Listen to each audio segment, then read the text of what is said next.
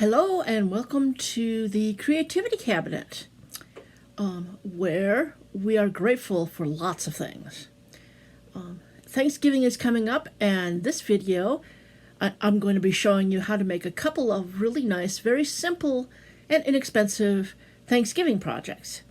The first one is what I call a gratitude board. This board has what I am grateful for. Of course, that would vary from one person to another. It has a little pad of notes where anybody could just write what they're grateful for, and then they just clip them, because these have little clothespins on it. You just clip that right on there, and then you could put whatever you're grateful for. And this can vary from year to year. I made this with Dollar Tree materials, and I got the board from Target Bullseye's Playground.